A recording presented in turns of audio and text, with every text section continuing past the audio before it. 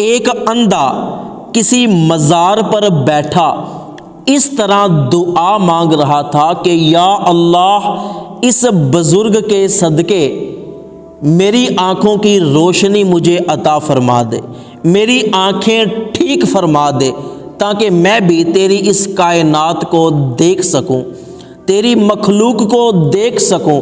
یا اللہ میری آنکھوں کی مجھے بینائی عطا فرما دے۔ اتنے میں ایک امیر شخص اپنے سیکیورٹی گارڈ کے ساتھ اس مزار پر آ گیا۔ وہ امیر شخص دعا مانگنے کے لیے مزار پر جانے لگا تو اس نے دیکھا کہ ایک اندھا شخص اونچی اونچی دعا مانگ رہا ہے۔ اس نے اپنا کان قریب کر کے جب سنا تو وہ اندھا اللہ پاک سے اپنی آنکھیں مانگ رہا تھا، تو وہ امیر شخص اس کی دعا سن کر مزار پر چلا گیا اور مزار پر کھڑا ہو کر دعا مانگنے لگا۔ دعا مانگنے کے بعد وہ امیر شخص اس مزار سے واپس چلا گیا۔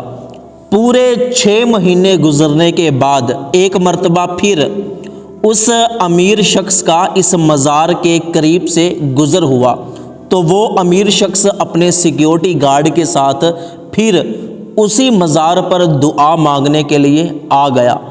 اس امیر شخص نے پھر دیکھا کہ وہی اندھا شخص مزار کے دروازے پر بیٹھ کر دعا مانگ رہا ہے کہ یا اللہ پاک اس بزرگ کے صدقے میری آنکھیں ٹھیک فرما دے۔ وہ بڑا حیران ہوا کہ 6 مہینے گزرنے کے بعد بھی یہ بندہ یہی ہے اور وہی دعا مانگ رہا ہے جو 6 مہینے پہلے دعا مانگ رہا تھا۔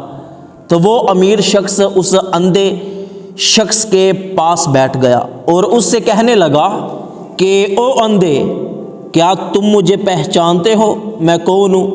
وہ کہنے لگا کہ میری تو آنکھیں ہی نہیں ہیں، میں آپ کو کیسے پہچانوں گا؟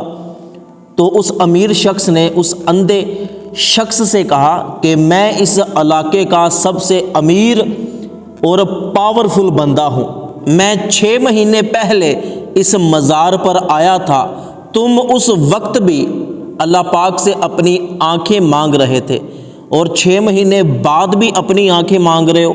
میں ابھی مزار پر جاؤں گا، وہاں پر جا کر دعا مانگوں گا، اگر میرے واپس آنے تک تیری آنکھیں ٹھیک نہ ہوئیں تو میں تجھے گولی مار دوں گا۔ اس امیر شخص نے اپنے سیکیورٹی گارڈ کو اس اندھے شخص کے قریب بلایا اور کہا کہ میں مزار پر دعا مانگنے جا رہا ہوں، میرے واپس آنے تک اگر اس اندھے کی آنکھیں ٹھیک نہ ہوئی تو اس کو گولی مار دینا۔ اب اس اندھے شخص کو اپنی آنکھوں کے ساتھ ساتھ اپنی جان کے بھی لالے پڑ گئے۔ وہ بیچارہ رونے لگا، چیخنے چلانے لگا کہ یا اللہ پہلے تو صرف آنکھوں کا سوال تھا، اب جان کا سوال ہے، یا اللہ پاک میری جان بچا، یا اللہ پاک میری جان بچا۔ وہ اندھا شخص یہ کہتے کہتے سجدے میں گر گیا اور رو رو کر اللہ پاک سے اپنی آنکھیں مانگنے لگا کہ یا اللہ اگر آنکھیں نہ ملی تو جان بھی چلی جائے گی۔ اتنے میں وہ امیر شخص دعا مانگ کر واپس آ گیا اور آ کر اندھے سے پوچھا کہ اندھے تجھے نظر آ رہا ہے کہ نہیں؟ اندھے شخص نے اپنی آنکھوں سے اینک اتار دی تو اللہ پاک کی قدرت کا کرشمہ کہ وہ آہستہ آہستہ اپنی آنکھیں کھولنے لگا اور سورج کی روشنی اس کی آنکھوں میں جانے لگی۔ تو اللہ پاک نے اس اندھے شخص کو اس کی آنکھیں عطا فرما دی، اس کو سب کچھ نظر آنے لگا۔ امیر شخص نے پوچھا کہ یہ کتنی انگلیاں ہیں؟ تو اس نے کہا کہ یہ 5 انگلیاں۔ تو امیر شخص ہنسنے لگا کہ اللہ پاک نے واقعی اس کو آنکھیں عطا فرما دی ہیں۔ تو پھر امیر شخص نے اس اندھے شخص سے کہا کہ میں نے تجھے جان سے مارنے کی دھمکی اس لیے دی تھی کہ جس طرح تو پہلے دعا مانگ رہا تھا تو ساری زندگی بھی دعا مانگتا رہتا تو قبول نہیں ہونی تھی، اس لیے کہ تیری دعا میں درد نہیں تھا، تو دعا میں روتا نہیں تھا۔ تو جب تجھے جان سے مارنے کی دھمکی دی گئی تو تیری پوری توجہ دعا پہ ہوئی، تو رو رو کے دعا مانگنے لگا، اس لیے اللہ پاک نے تیری دعا کو قبول فرما لیا۔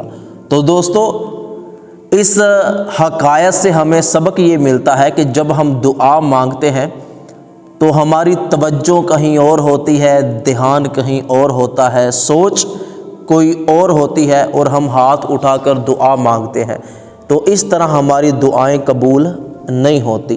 حدیث مبارکہ میں آتا ہے کہ اللہ پاک اس بندے کی دعا قبول نہیں فرماتا کہ جس کی توجہ دعا پر نہ ہو، اس کا دھیان ادھر ادھر ہو۔